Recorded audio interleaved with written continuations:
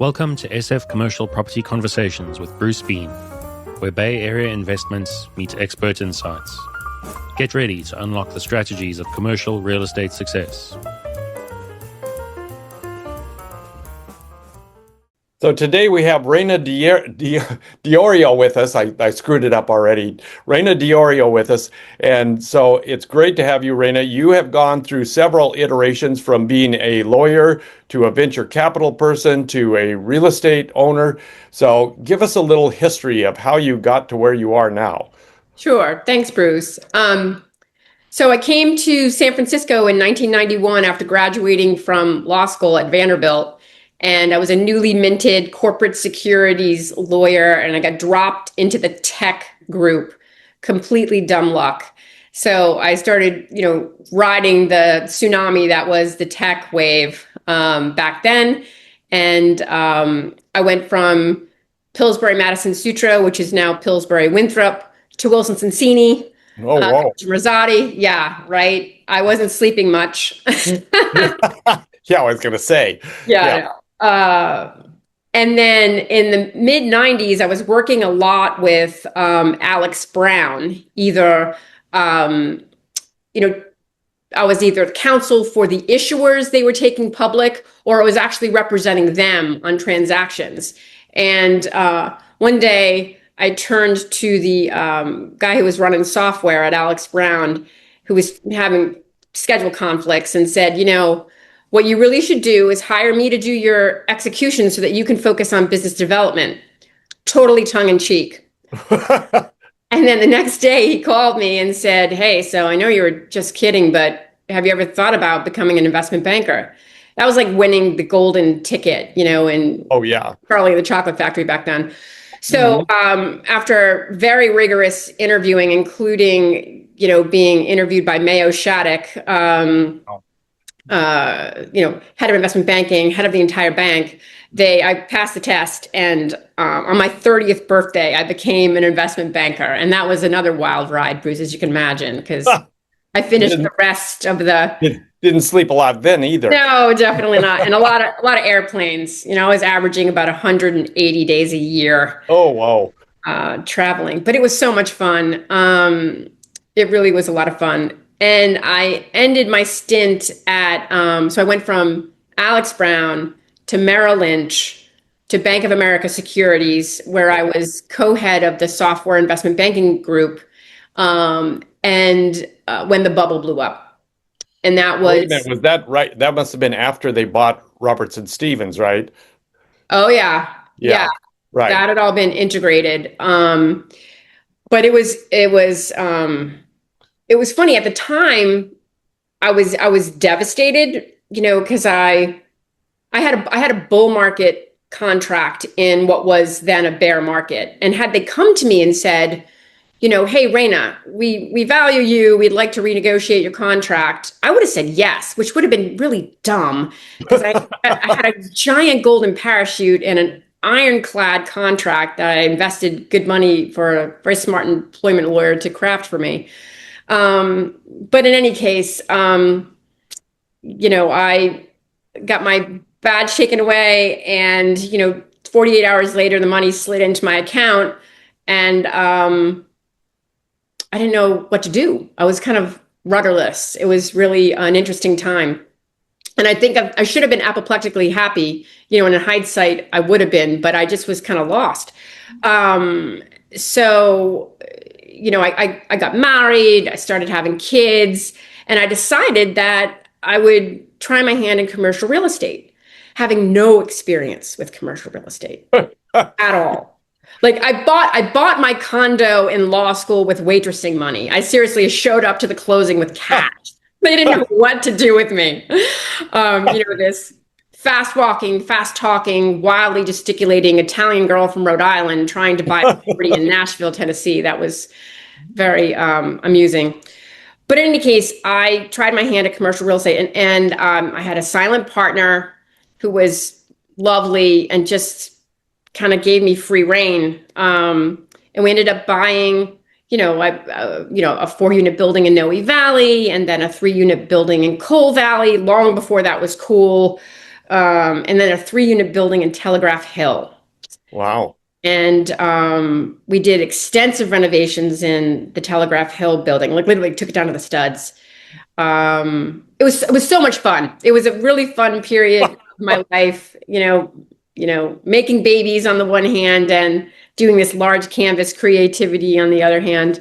And then, I could feel the markets shifting, and I didn't feel like there was solid footing beneath us.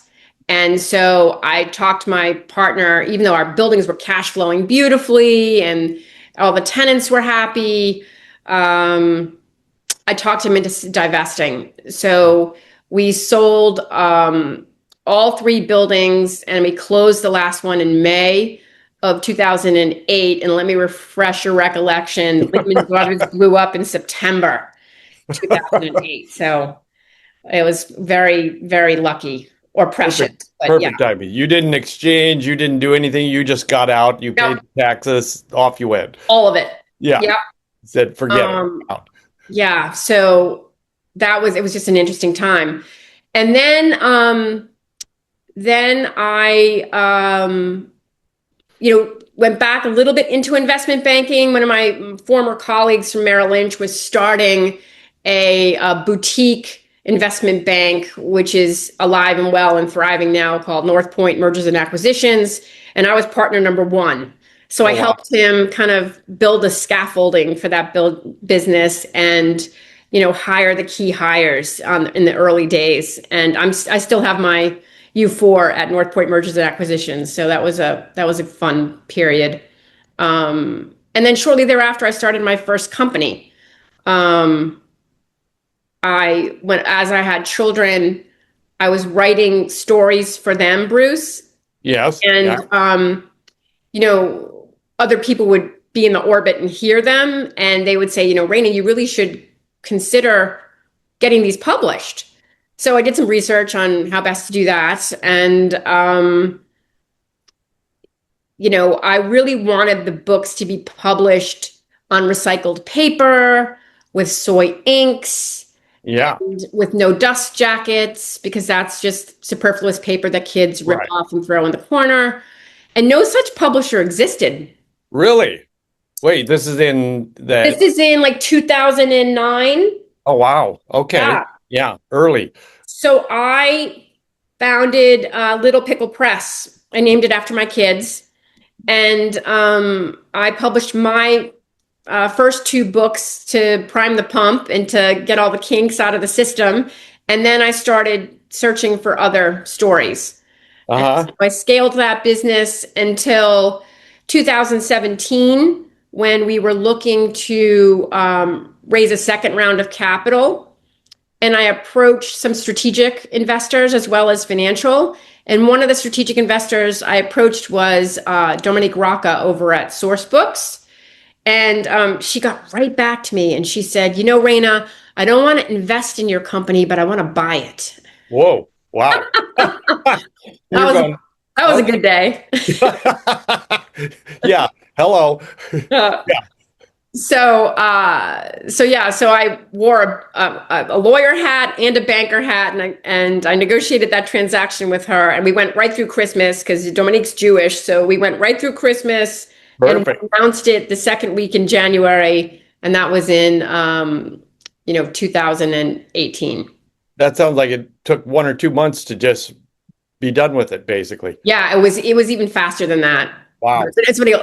The great news is all of our diligence was completely organized because we were about to do a capital raise, right? So all our I's were dotted and T's were crossed, and we were ready to raise capital, and we used materials for another purpose. Yeah. So at that point, how many books did you have in the? So there were only like 30 in the collection, but she loved them all. Wow. And they spanned, they were children's picture books. There were some middle grade, and then we had a YA title as well. And she just took the whole basket. Wow. And they remain my partner. So I have 7 books in my series, and they just greenlit the 8th one, which is going to pub in summer 2027. And World Kindness Week was last week, and they just launched the audiobook, like a professionally recorded Oh, really? audiobook for Oh, what is nice. it mean to be kind, which was kind of Did special. you Yeah. narrate it? No, they had a voice They had talent, somebody do it. Yeah. and nobody wants to listen to this Rhode Island accent. That's a good voice. What are you talking about? Oh, you're sweet. Come on. Uh, Okay. so Yeah. yeah, so that was the Little Pickle Press chapter, and then I Wait a need minute. to. I have to back up and ask one question. Sure, Your of son is course. obviously not called Little Pickle. That's his nickname. Well, so I have three children, Okay. and I called them Pickles growing up. Oh, okay. All right. So when I named the company, I called them Little Pickle Press. Oh, yeah. And Okay. she licensed the name, by the way, too. She took Well, the that's name, she took fantastic. the trademark. Yeah. Yeah, it was good. Oh, yeah. All right. So you sold Little Pickle, So I and then sold Little Pickle Press, and then I founded my second startup, which is Creative Mint, which is a Web3 platform that helps established brands launch purpose-driven brands. Brands that prioritize people and planet. My Little Pickle Press was a certified B Corporation, Bruce, and we were actually the first publishing company on the planet Earth to be a certified B Corporation, and we're very proud of that. wow. So we wanted to help other, entrepreneurs and established businesses to, do sustainable brands. Right. And our first industry segment, actually back then we didn't know what our first industry segment was going to be because we had crypto winter. And then we had the pandemic. So our timing was not as great as my timing historically. Well, you got out before the pandemic, right? Of course, did more people read books during the pandemic? I don't know. Or buy No, but books? I'm talking about, so like for Yeah. sure, actually Yeah. the pandemic was a boon for publishing. Oh, People, wow. Okay. a great deal. But like for Creative Mint, it wasn't great timing. Ah, So then I put that on ice and I yeah. did a ton of consulting, and I went back and did a bunch of investment banking projects with North Point. But then it was interesting. I had written a white paper, a 40-page white paper back in 2018, and I hadn't changed a word of it. But it predicted Web3. It Ah, predicted DAOs. And so people were finding the white paper and reading it and saying, hey, so how do I get involved with this company? So we pulled it back off the shelf last year, and wow. we found an industry segment that needs us, which is the wine industry, because people aren't drinking as much. Gen Z isn't drinking. Those of us who know any better don't drink anymore, for Right. longevity purposes. So we have a product market fit, and we're actually raising capital right now to execute on our first alpha project, which is it's a winery in Austria. In Austria, of all places. Yeah.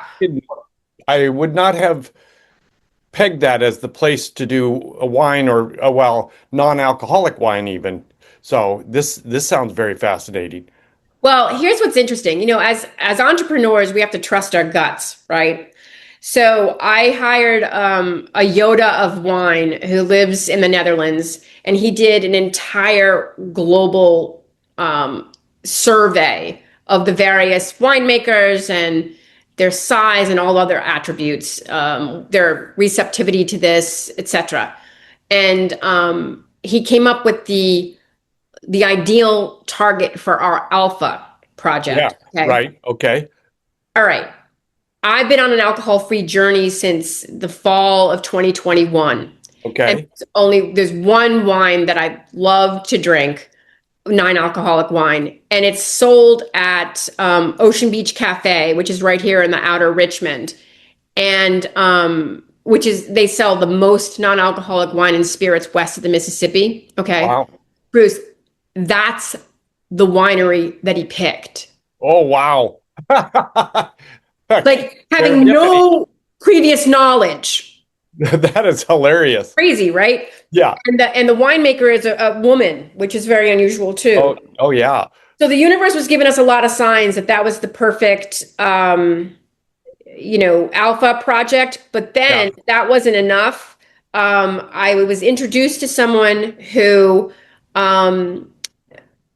it's a company that writes grants in Austria to bring innovation into the region. Austria lags behind the EU, in tech and innovation. So they pump $23 billion a year to Whoa. attract entrepreneurs into the region.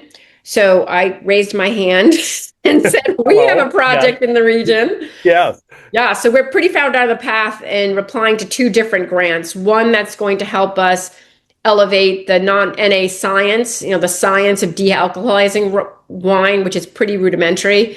And the second is to add features and functionality to our Web3 platform. So that's all coming together.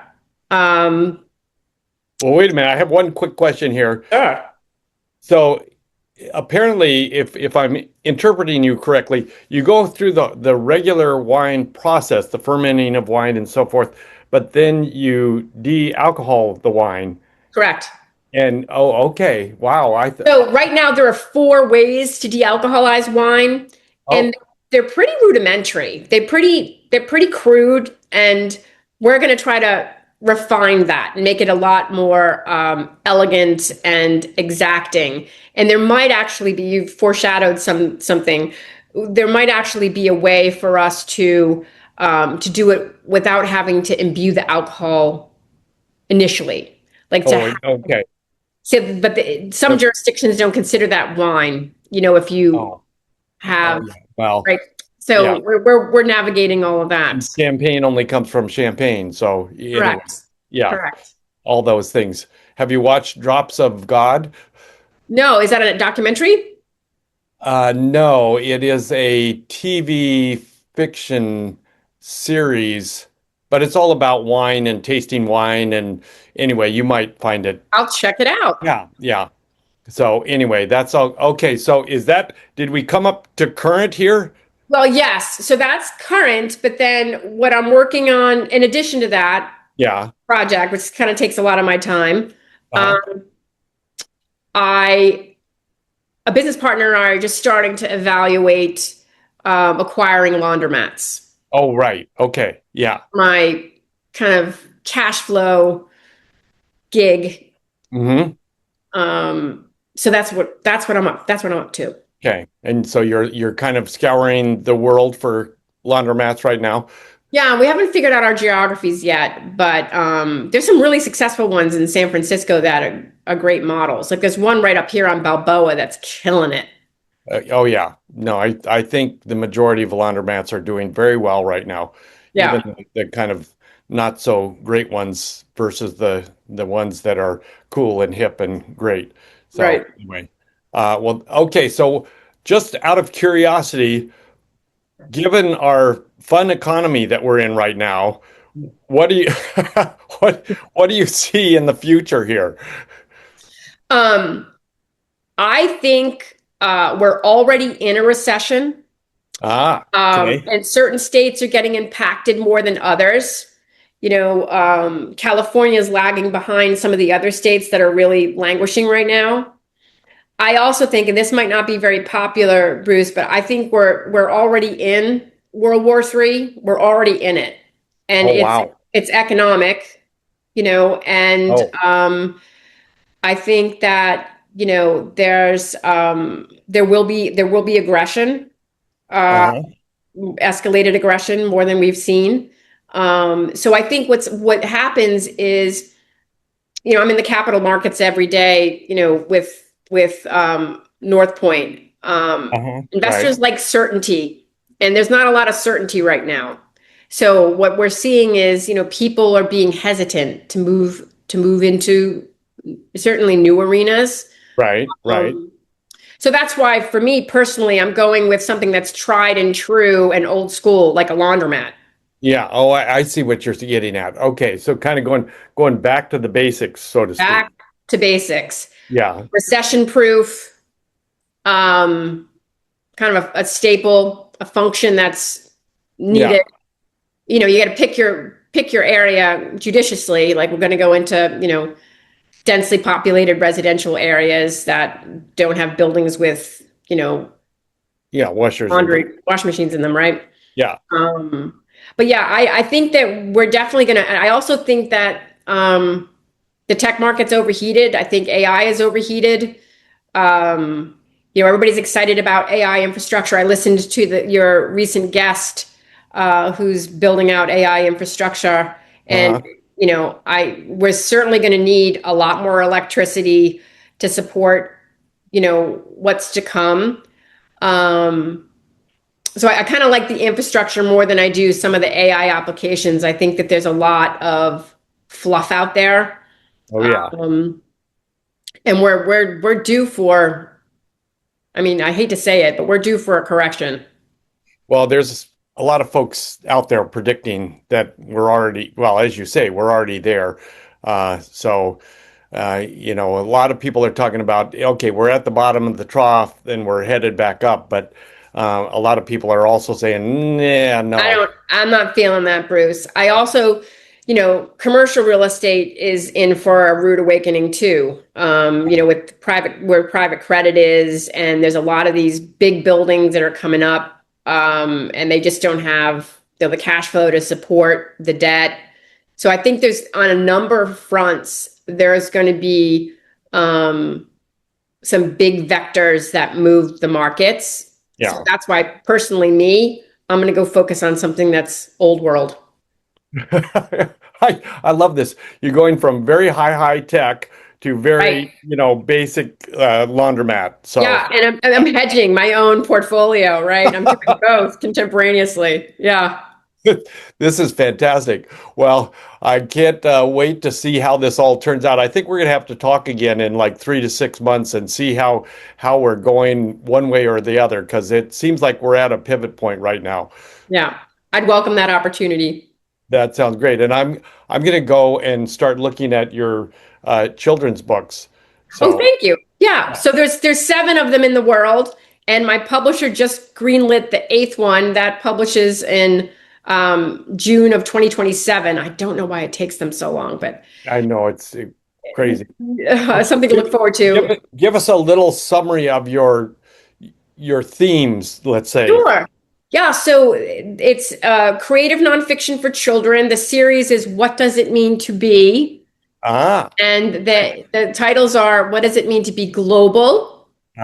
Green, Present, Safe, Kind, An Entrepreneur, American, and the 8th one is What Does It Mean to Be a Friend? Oh, fantastic. Wow, yeah. I love it. All right. I'm going to go look these up right away. Well, I appreciate that. Yeah. Well, let's end with that. Let's have everybody go out and buy books. Give us the title of one of the books that we can go find, I assume, on Amazon. Yeah, anywhere books are sold. You can just, if you Google my name, they come up because, unbelievably, there's only one Rana DiOrio.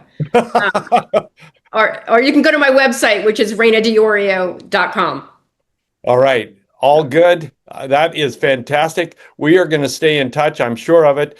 And one way or another, I'm going to send you some books or whatever, and we'll go from there. Actually, you should listen to Patty McGuigan's podcast. She's a commercial real estate agent, one of the first, if not the first, woman commercial real estate agent in the Valley. And she has some very funny stories, and she also is a publisher, and so you might enjoy connecting with her. I will look it up. Yeah. Thank you so much for this opportunity. Well, thank you for being here. That's a wrap on today's journey through the SF commercial real estate scene. Ready to share your story? Visit sfcommercialconversations.com/guest. Your insights could lead the next conversation.